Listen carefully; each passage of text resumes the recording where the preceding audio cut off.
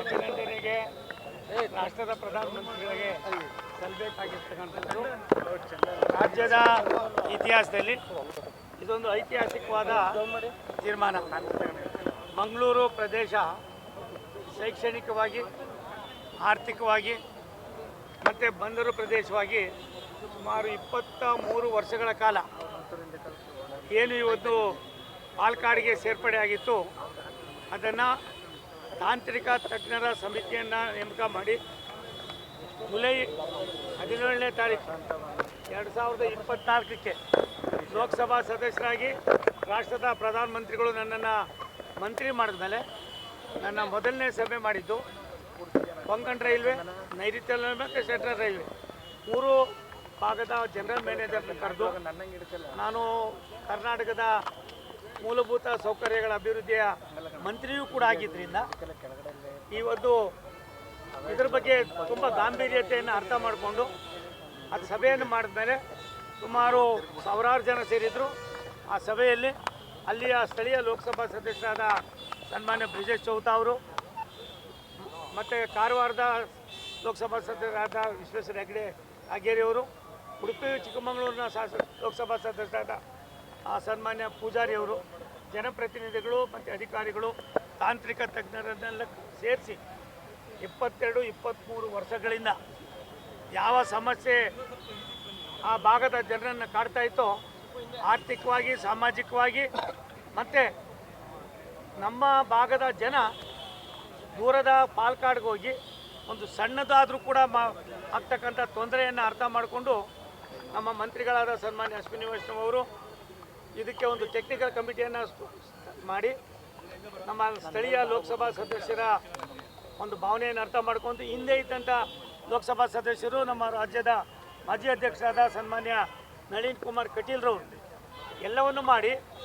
ಏನೋ ನಡೀತದೆ ಅಂತ ಇದ್ದರು. ಅವರು ನನ್ನ 49 ವರ್ಷದ ಅನುಭವವನ್ನು, ಅಲ್ಲಿದ್ದಂಥ ಗಾಂಭೀರ್ಯತೆಯನ್ನು, ಆ ಕೆಲಸದಲ್ಲಿದ್ದಂಥ ಬದ್ಧತೆಯನ್ನು, ಆ ಭಾಗದ ಜನರಿಗೆ ಆಗ್ತಕ್ಕಂಥ ತೊಂದರೆಯನ್ನು ಅರ್ಥ ಮಾಡಿಕೊಂಡು ತಾಂತ್ರಿಕ ತಜ್ಞರನ್ನು ಪ್ರಾಯಶಃ ಪದೇ ಪದೇ ಭೇಟಿ ಮಾಡಿ ವಾಸ್ತವಾಂಶಕ್ಕೆ ಆದ್ಯತೆ ಕೊಡಿ ಅಂತ ರಿಕ್ವೆಸ್ಟ್ ಮಾಡಿದ್ಮೇಲೆ ತಾಂತ್ರಿಕ ತಜ್ಞರು ಕೇರಳ ರಾಜ್ಯನೂ ಬೇರೆ ಇಲ್ಲ, ಕರ್ನಾಟಕ ಬೇರೆ ಇಲ್ಲ, ಮತ್ತೊಂದು ಬೇರೆ ಇಲ್ಲ ಅನ್ನೋದನ್ನು ಮಾಡಿ ಸುಮಾರು 85% ಭಾಗ ನಮ್ಮ ಮಂಗಳೂರು ಭಾಗದ ನಮ್ಮ ಜೀವನದ ವ್ಯವಸ್ಥೆ ಏನಿತ್ತು ಅದು ಸುಮಾರು 23 ವರ್ಷಗಳ ಕಾಲ ಅದು ಪಾಲಕ್ಕಾಡ್ಗೆ ಸೇರಿತ್ತು.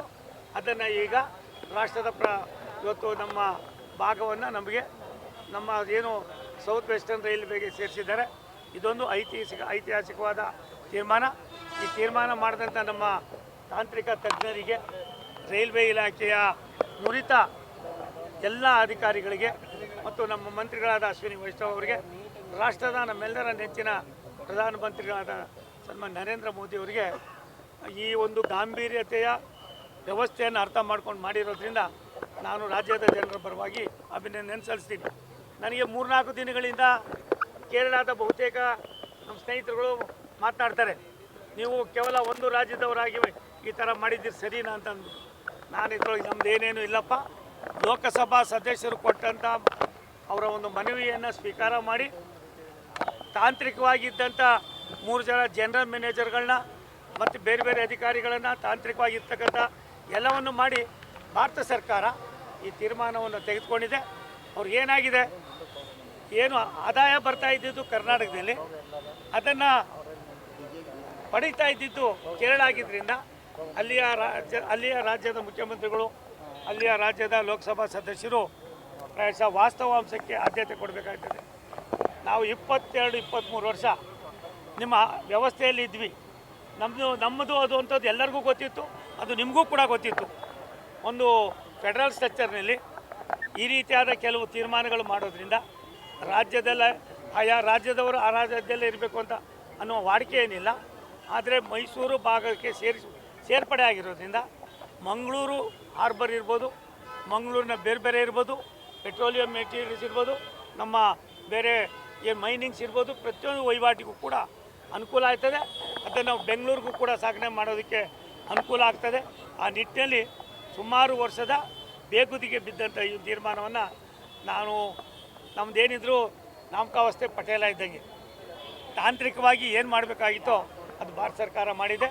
ಆ ಭಾಗದ ಜನರ ನಿರೀಕ್ಷೆಯ ಒಂದು ಭಾವನೆ ಏನಿತ್ತು ಅದನ್ನು ನಮ್ಮ ನೀಗಿಸ್ತಕ್ಕಂಥ ಕೆಲಸವನ್ನು ಮಾಡಿದ್ದೀವಿ. ಅಲ್ಲಿಗೆ ಸಾರ್ಥಕ ಅನ್ನಿಸ್ತಾ ಇದೆ ನಿಮಗೆ ರೈಲ್ವೆ ರಾಜ್ಯ ಸಚಿವರಾಗಿದ್ದು? ಸಾರ್ಥಕ ಅನ್ನೋದಕ್ಕಿಂತ ಹೆಚ್ಚಾಗಿ ನಾನು ರೈಲ್ವೆ ಖಾತೆ ಸಚಿವನಾಗಕ್ಕೆ ಮುಂಚಿತವಾಗಿ ಮೂಲಭೂತ ಸಚಿವನಾಗಿ ಕರ್ನಾಟಕದಲ್ಲಿ ಕೆಲಸ ಮಾಡಿದ್ರಿಂದ ಸ್ವಲ್ಪ ಇದರ ಗಾಂಭೀರ್ಯತೆ ಗೊತ್ತಿತ್ತು.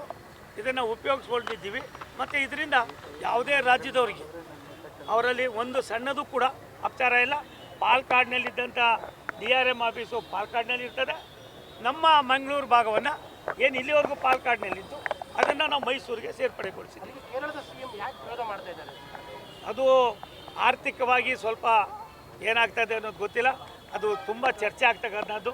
ನಾನು ಭಾರತ ಸರ್ಕಾರದ ಮಂತ್ರಿಗಾಗಿ ನಾನು ಏನು ಹೇಳ್ಬೋದು ಹೇಳಿದ್ದೀನಿ. ಇದು ಆ ಭಾಗದ 3 ಜನ ಲೋಕಸಭಾ ಸದಸ್ಯರು, ಮಾಜಿ ಲೋಕಸಭಾ ಸದಸ್ಯರು, ವಿಶೇಷವಾಗಿ ಅಲ್ಲಿಯ ಸ್ಥಳೀಯ ಲೋಕಸಭಾ ಸದಸ್ಯರಾದ ಬ್ರಿಜೇಶ್ ಚೌತ ಅವರು ತುಂಬ ಪ್ರಯತ್ನವನ್ನು ನನ್ನ ಜೊತೆಯಲ್ಲಿ ಹಾಕಿ ಅದನ್ನು ಮಾಡಿದ್ದೀವಿ. ಮಾಡೋದ್ರಿಂದ ನಮ್ಮ ಕನ್ನಡಿಗರಿಗೆ ಒಂದಷ್ಟು ಕೆಲಸ ಸಿಗ್ತದೆ. 23 ವರ್ಷ ವಂಚಿತರಾಗಿದ್ದಂಥ ಕೆಲವು ನ್ಯೂನತೆಗಳು ಸರಿ ಮಾಡ್ಕೊಳ್ಳೋದಕ್ಕೆ ಅನುಕೂಲ ಆಗ್ತದೆ.